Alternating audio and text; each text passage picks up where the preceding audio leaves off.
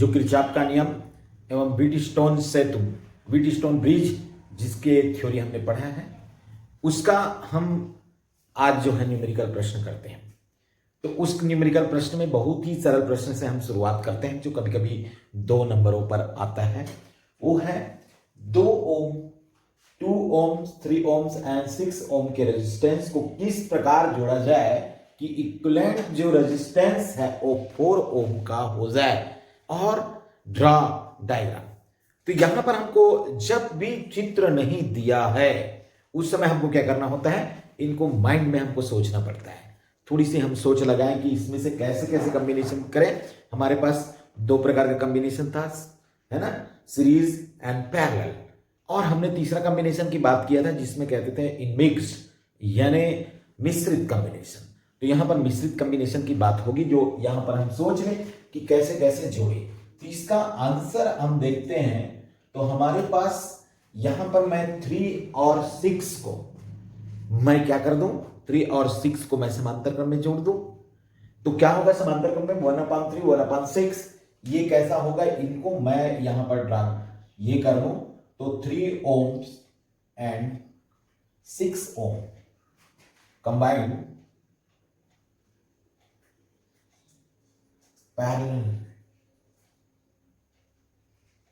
तो यहां पर आ गया एंड इक्विवेलेंट, हम कहते हैं इक्विवेलेंट के लिए 1/r' is equal to 1/3 plus 1/6। तो 1/r' इक्वल टू ये 6 आ गया 2 प्लस 1, तो 1/r' इक्वल टू 3/6, या r' इक्वल टू कितना आ गया 2 ओम। तो हमारा जब इन दोनों को पैरेलल यानी समांतर क्रम में, ये समांतर क्रम होता है, और इस क्रम में जब हम लगा देते हैं तो इसका तुल्य प्रतिरोध कितना आता है 2 ओम्स। अब हमारे पास बचा है 2 ओम्स। अब इन दोनों को हम क्या कर दें, श्रेणी क्रम में यानी सीरीज में लगा दें। अब हमारे पास दूसरा है 2 ओम and r' resistance combined series. ये श्रेणी क्रम में यदि इसको हम लगा देते हैं तो ये क्या हो गया, तुल्य प्रतिरोध हमको मालूम है R इक्वल टू 2 प्लस 2, तो R इक्वल टू क्या हो गया 4 ओम। तो रिजल्टेंट कितना है 4 ओम का। तो ये इस तरह से हमको समझना होता है। ये 2 नंबर का बहुत ही छोटा सा प्रश्न आता है। तो इसका दूसरा भाग क्या है, ड्रॉ डायग्राम। तो ये ड्रॉ डायग्राम में क्या हुआ, हमने लिया है कॉम्बिनेशन सीरीज पैरेलल। तो यहां पर आ गया पैरेलल, कैसे बनेगा, ये पैरेलल होगा, यहां पर ये पैरेलल आ गया। तो ये कौन है 3 ओम, और ये क्या हो गया 6 ओम। और यहां पर हम इन्हीं के श्रेणी क्रम में कौन सा प्रतिरोध लगा दें 2 ओम। ये आ गया, यहां पर कह दें ए और ये कह दें बी, ड्रा द डायग्राम। तो इस तरह से हम इनको कॉम्बिनेशन करें तो हमारा इक्विवेलेंट कॉम्बिनेशन जो क्या होगा, इन सब की वैल्यू जो आएगा वो 4 ओम की आएगी। हम दूसरा प्रश्न ये लेते हैं कि यहां पर यदि ट्रायंगल त्रिभुज के प्रत्येक आर्म भुजा पर n ओम का रेजिस्टेंस जोड़ दिया जाए तो उसको सिद्ध करना होता है, प्रूव दैट कि किन्हीं 2 बिंदुओं के सिरों के बीच तुल्य प्रतिरोध इक्विवेलेंट रेजिस्टेंस का मान जो है 2n/3 ओम्स होता है। इनका हमको बताना है यहां पर कि ये क्या होगा, ट्रायंगल यानी त्रिभुज आ गया। ये त्रिभुज जो है ये इस तरह से हमारा त्रिभुज बनेगा, ये इनमें ये त्रिभुज आ गया। अब किन्हीं 2 आर्म, यानी यहां पर मैं इसको ए ले लूं, ये बी ले लूं, और ये क्या ले लूं सी। सबका प्रतिरोध कितना है n ओम का है। तो यहां पर मैं देखना ये चाहता हूं 2 आर्म्स, कोई भी 2 आर्म्स में उसका मान कितना आएगा 2n/3 आना चाहिए। यहां पर मैं कह सकता हूं सपोज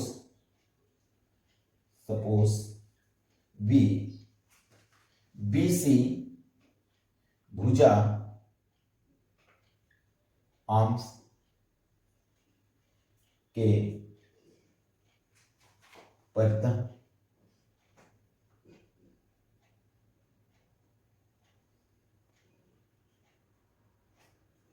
निकालना चाहता हूं।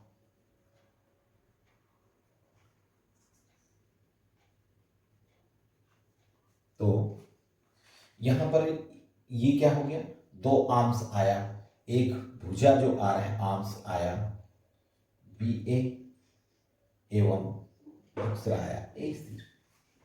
यहां पर एन और एन कौन सा क्रम में है, श्रेणी क्रम में है। यहां एन एंड एन श्रेणी क्रम, सीरीज कॉम्बिनेशन पे है। तो इक्विवेलेंट तुल्य प्रतिरोध हम कह दें R dash equal to N plus N. तो आर डैश इक्वल टू क्या आ गया, 2n। इस प्रकार हम देखते हैं, यहां से हम देखें तो आर डैश ये श्रेणी क्रम में और ये मिलकर क्या होता है, तो बीसी के परितः, भुजा के परितः तुल्य जो प्रतिरोध होगा, रेजिस्टेंस आर इक्वल टू होगा 1/r dash plus 1/r equal to 1/r dash into क्या आ गया 1/n। तो यहां पर हम कह सकते हैं 1/r equal to 1/r dash value 2n plus 1/n। तो 1/r इक्वल टू 2n, ये लघुत्तम आ जाएगा 1 प्लस यहां पर आ गया 2, तो 1/r इक्वल टू 3/2n। तो r इक्वल टू कितना आ गया 2/3n। यही हमको सिद्ध करना था, इसको ऐसा लिखा हुआ भी होगा ये ओम। तो ये प्रूफ डेट हो जाता है, इस तरह से हम सिद्ध कर सकते हैं। चलिए हम अगला प्रश्न देखते हैं। यहां पर जो प्रतिरोधों के संयोजन के साथ साथ बैटरी विभवांतर जो लगाया है उसका भी प्रश्न हम ले लेते हैं। कि पहला है, चित्र में दिखाया गए अनुसार 1 ओम आंतरिक प्रतिरोध के 16 वोल्ट की एक बैटरी से एक नेटवर्क को जोड़ा गया है। ये देखो 16 वोल्ट की बैटरी है, एक इंटरनल प्रतिरोध है, इसको एक नेटवर्क से जोड़ा गया है ना। नेटवर्क क्या है, ए से बी के बीच में 4 ओम 4 ओम, उसके बाद 1 ओम, फिर 12 ओम, 6 ओम सी और डी के बीच में। तो हमको क्या करना है, नेटवर्क का तुल्य प्रतिरोध हमको ज्ञात करना है। दूसरी बात, धारा आई का मान ज्ञात करना है, जो आई धारा इसमें से बह रही है उसका मान क्या होगा, इसको भी हमको ज्ञात करना है।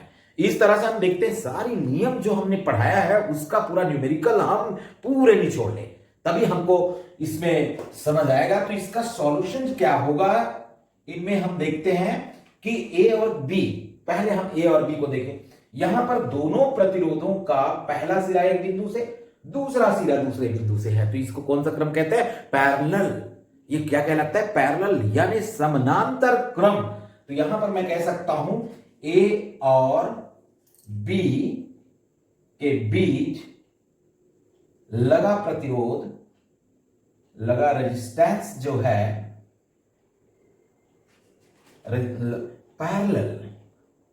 पैरेलल क्रम पे है। तो पैरेलल है तो तुल्य प्रतिरोध 1/r dash equal to 1/4 plus 1/4। तो 1/r डैश इक्वल टू कितना आ गया 4, 1 प्लस 1 यानी ये आया 1/r dash equal to 2/4। So r dash equal to कितना आ गया, ये पलट जाएगा तो इसको कहते हैं 2 ओम। इसका तुल्य प्रतिरोध हमको मिल गया 2 ओम का, ये 2 ओम आया। ये समीकरण नंबर पहला कर लें। इसी प्रकार यहां पर 1 ओम देखो ये श्रेणी क्रम में लग गया। फिर हम इसका दूसरे भाग में चलते हैं, ये सी और डी के बीच में। यहां पर हम देखते हैं तो यहां पर क्या है, यहां पर भी देख लें कि 12 ओम और 6 ओम का प्रतिरोध का एक सिरा एक बिंदु से और दूसरा सिरा दूसरे बिंदु से। तो ये भी कौन सा क्रम में है, पैरेलल में है। यहां पर हम कह सकते हैं सी और डी के बीच लगा प्रतिरोध रेजिस्टेंस पैरेलल है।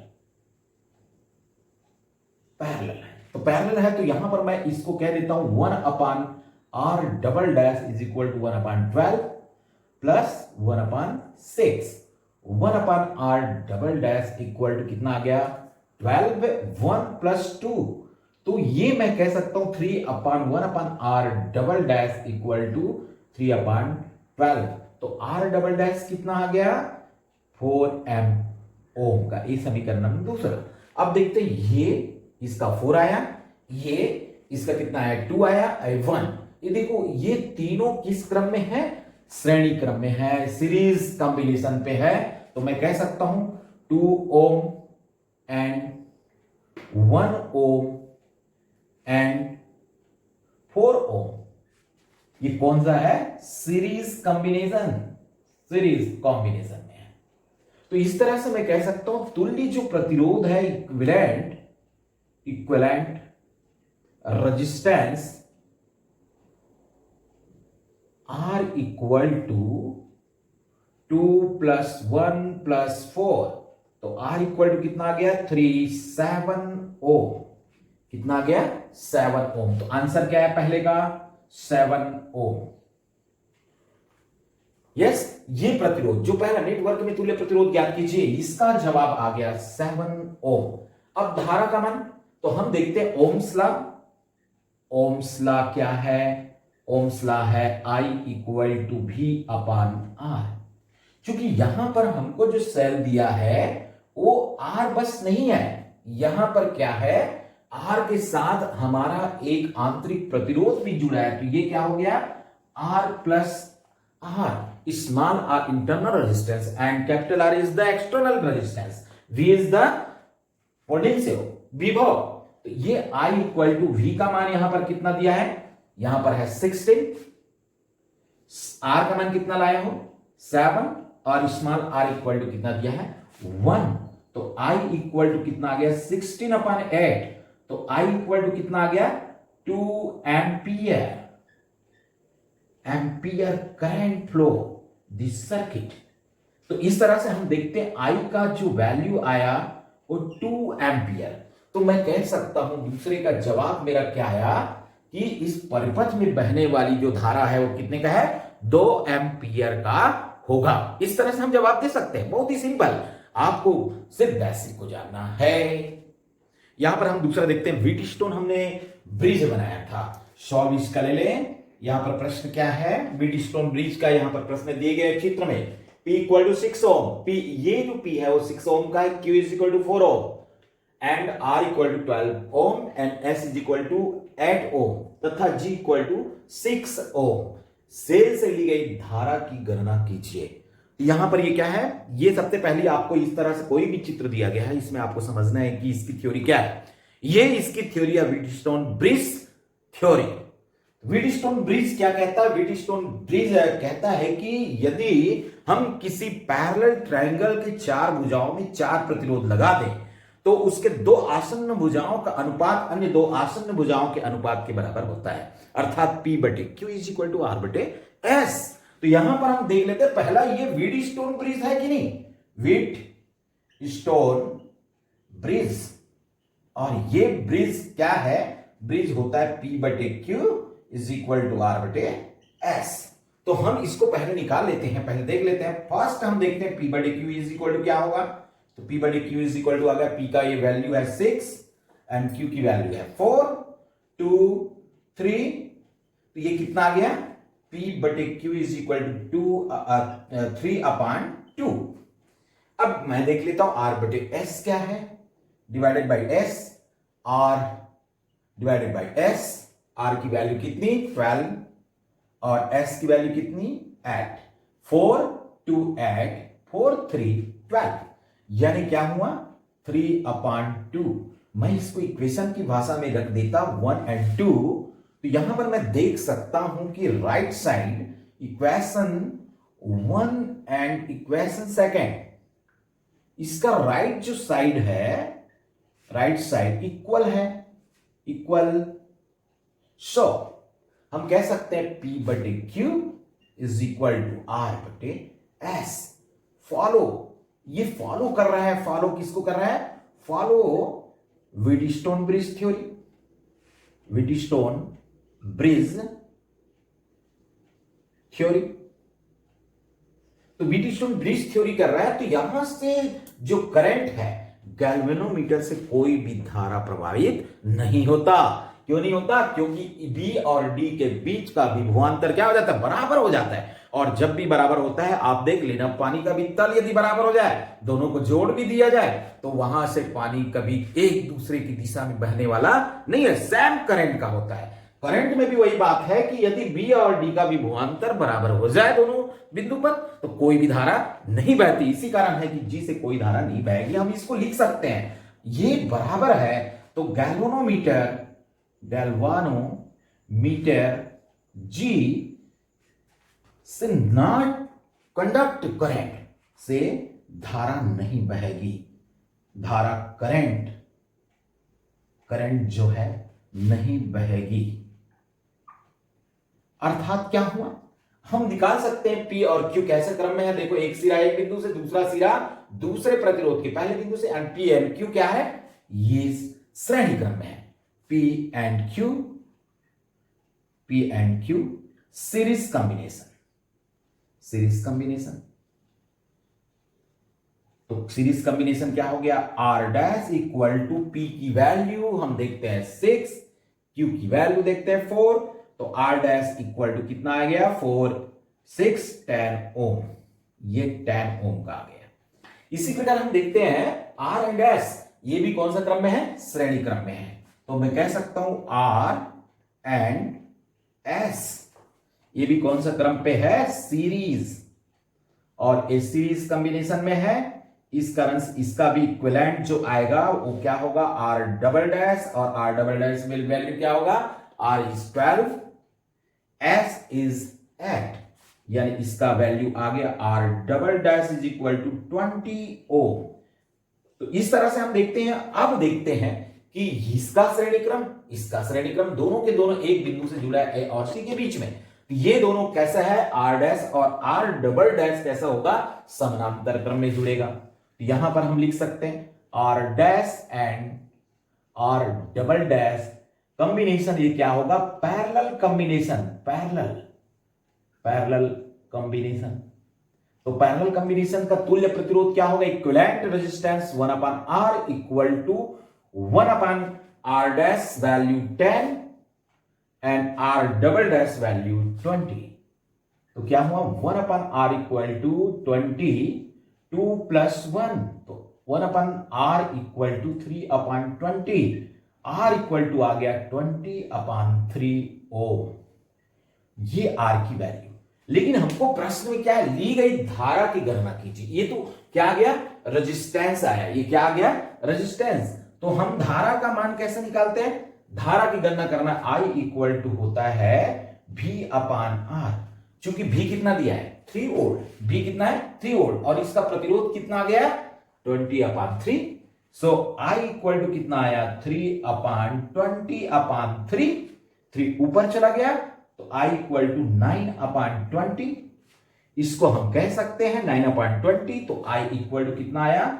यहां पर मैं दशमलव लगा दूं, डेसिमल, तो 90 आ गया। ये 4 टाइम्स जाएगा, 4 टाइम्स मींस 80, 24 टाइम्स 80, 10 बचा, क्या हो गया? यहां पर 100 हुआ, तो 25 जा, तो ये कितना आ गया? I इक्वल टू 0.45 एम्पियर की धारा इस परिपथ में बहेगी। Very simple. आपने देखा, बहुत ही सरल तरीके से हम व्हीटस्टोन ब्रिज को बना सकते हैं। हम देखते हैं व्हीटस्टोन ब्रिज का, और हम देखते हैं दूसरा प्रश्न इस तरह से, त्रिभुज के तीनों भुजाओं पर प्रतिरोध लगाकर उसके अंदर भी प्रतिरोध जोड़ दिया गया है।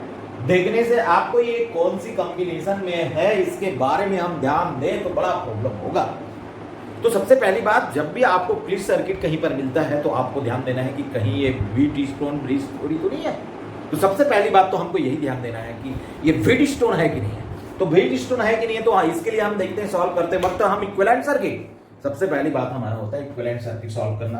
तो यहां पर इक्विवेलेंट सर्किट मैं सॉल्व करूं तो ये इसको मैं खींच दूं, क्योंकि मेरे को बोला गया है कि ए और बी के बीच तुल्य प्रतिरोध आपको ज्ञात करना है।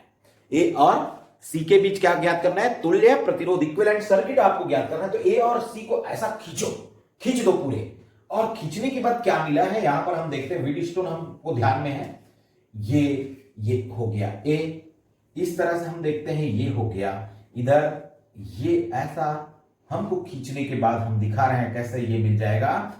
यहां पर ये हो गया 3 ओम, ये हो गया 3 ओम, ये हो गया 3 ओम, ये हो गया 3 ओम, और यहां से यहां तक भी आपको ये आ गया 3 ओम। अब देखते हैं ये ए है तो ये बी बनेगा, ये सी बनेगा, और ये क्या बनेगा डी। तो ये कैसा बना, इसको हम थोड़ी सी इक्विवेलेंट सर्किट जब भी बना रहे हैं हम, ये क्या कहलाता है, इक्विवेलेंट सर्किट। तो इक्विवेलेंट सर्किट जब भी हम बना रहे हैं उस स्थिति में हम देखते ए यहां पर आया ए, ठीक। इसमें हम जा रहे हैं किसकी ओर जा रहे हैं, बी की ओर। देख लो ये 3 ओम हम बी की ओर गए, आ गया। अब उसके बाद मैं किधर जा रहा हूं, ये देखो डी की ओर हम जा रहे हैं, ये डी की ओर, ये बी से डी, तो ये 3 ओम जो है ये 3 ओम बना, ठीक है। उसके बाद देखो ए से डी कितना ओम है, ए से डी 3 ओम। इसी की तरह हम देखते हैं यहां पर ए से सी, बी से सी, बी और सी के बीच कितना ओम है 3 ओम, और डी से सी के बीच कितना ओम लगा है 3 ओम। तो इस तरह से हमको जब ये स्ट्रक्चर हमको प्राप्त होता है, इसका अर्थ क्या हुआ, ये व्हीटस्टोन ब्रिज है। हम देखते ही पहचान लिए, क्योंकि यदि P बटे Q R बटे S है। व्हीटस्टोन ब्रिज में क्या है, व्हीटस्टोन ब्रिज थ्योरी में, ब्रिज थ्योरी P बटे Q इक्वल टू क्या हो रहा है R बटे S। हमको तो यहां पर सभी का वैल्यू है 3 तो इसमें कोई प्रॉब्लम नहीं है। हमको क्या करने के लिए, ये 3/3 इक्वल टू 3/3, तो यहां पर हमको कोई प्रॉब्लम नहीं है, ये व्हीटस्टोन ब्रिज का पालन करता है। तो इसको हम और एक इक्विवेलेंट सर्किट में हम तैयार कर लें। यदि आप बच्चों को प्रॉब्लम हो जाए तो ये देख लो, ये दोनों कैसा है, सीरीज क्रम में है, तो मैं यहां पर कह सकता हूं ये ए है, तो इस तरह से मैं कह दूं ये 3 ओम एंड 3 ओम, ये 3 ओम, यहां पर ये दोनों 3 श्रेणी क्रम में, ये दोनों 3 श्रेणी क्रम में, ये 3 ओम एंड ये वाले 3 ओम। तो इस तरह से ये क्या हो गया, सी, ए और सी के बीच तो यहां पर हम देख रहे हैं ये श्रेणी क्रम में है, तो हम देखते हैं 3 और 3 श्रेणी क्रम में है, तो इसका तुल्य प्रतिरोध को मैं R डैश कहूं 3 + 3 इक्वल टू 6 ओम। यहां पर मैं इधर को मैं कह दूं, ये वाले भाग को R डबल डैश कह दूं, चूंकि ये कौन सा क्रम में है, सीरीज पे है, इस कारण से दोनों को योग के बराबर होगा। यहां पर ये भी हो गया, ये देखो ये 6, ये भी सीरीज है, इस कारण से कितना आ गया प्लस, डायरेक्ट प्लस। अब हम देखते हैं दोनों के दोनों ए और सी के बीच में कैसा जुड़ा है, समानांतर क्रम में जुड़ा है, पैरेलल कॉम्बिनेशंस पे है। तो यहां पर मैं कह सकता हूं कि R dash and R double dash combine the parallel combination समांतर क्रम में है। कौन सा क्रम में है, समांतर क्रम में है। तो ये तुल्य प्रतिरोध जिसको मैं कहता हूं इक्विवेलेंट रेजिस्टेंस को मैं R कह दूं, तो R equal to 1/R equal to क्या हो गया, 1/R dash plus 1/R double dash. तो 1/R इक्वल टू कितना आया, 1/6 प्लस 1/6। तो 1/R इक्वल टू कितना आ गया, 6, 1 + 1 2, तो 1/R इक्वल टू आ गया 2/6, या R इक्वल टू आ गया 6/2। सो R इक्वल टू कितना आ गया 3 ओम।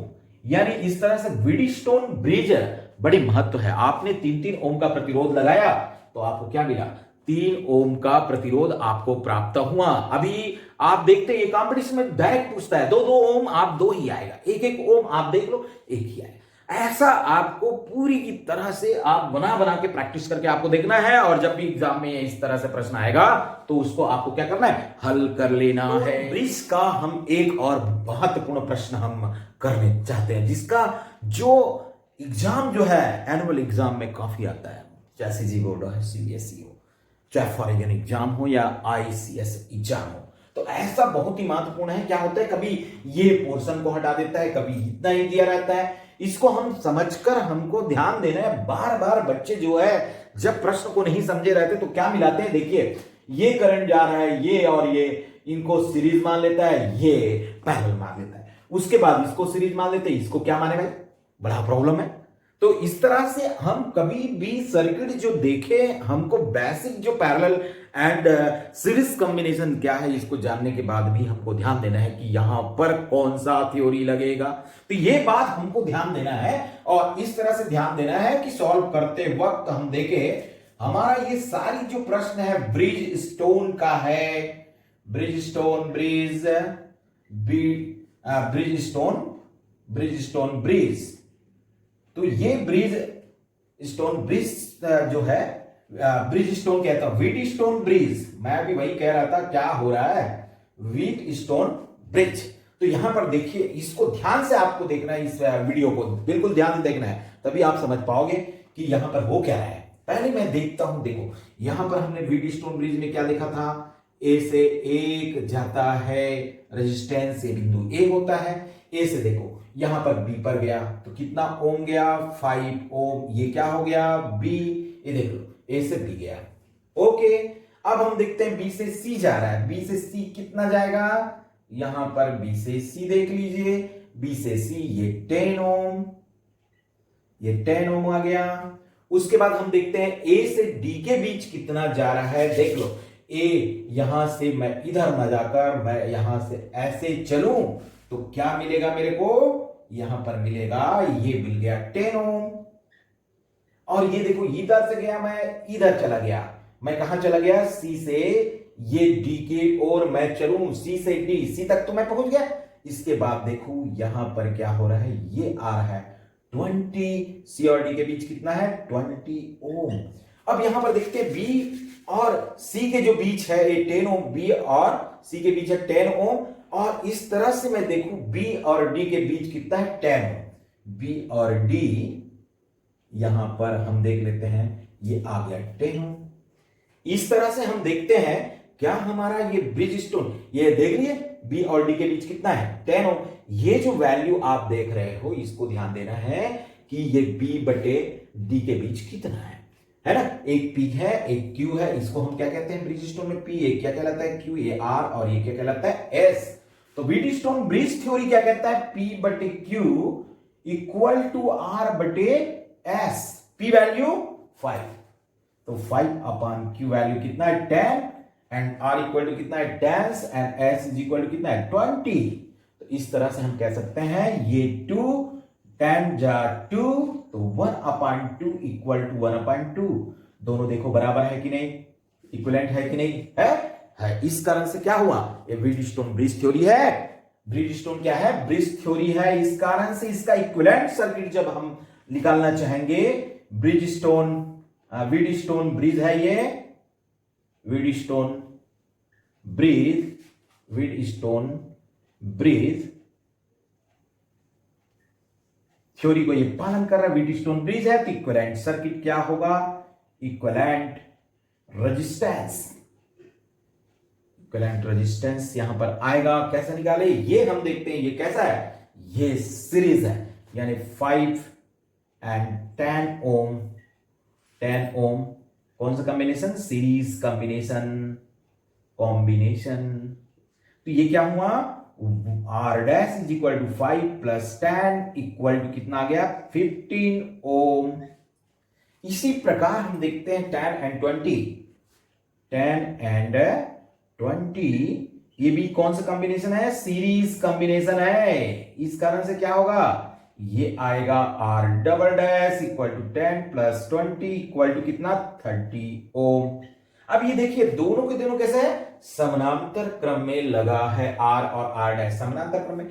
यहां पर अब इसको कुछ भी नहीं करना है, क्यों नहीं करना है, क्योंकि ये भुजा का अनुपात इस भुजा का है, इस कारण बी और डी के बीच विभवांतर कितना आ गया, बराबर। और जब भी विभवांतर बराबर आता है कोई धारा नहीं बहती, इस कारण से इसके बारे में आपको सोचना ही नहीं है, क्योंकि वहां से धारा बहने वाली नहीं है। इस कारण से हम देखते हैं ये दोनों के दोनों कैसा है, R dash and R double dash, इस कॉम्बिनेशन पैरेलल कॉम्बिनेशन पे है ये, और पैरेलल कॉम्बिनेशन पे है, तो इक्विवेलेंट सर्किट क्या होगा, तुल्य प्रतिरोध आएगा 1 upon R equal to 1 upon R dash plus 1 upon R double dash, just like 1 upon R equal to R dash की वैल्यू कितनी आई 15, 1 अपॉन 15 प्लस आर डबल डैश की वैल्यू 30, 1/30, तो 1/r इक्वल टू कितना आ गया 30, एलसीएम तो ये आ गया 2 + 1, तो 1/r equal to 3/30, r equal to कितना आ गया 10 ओम।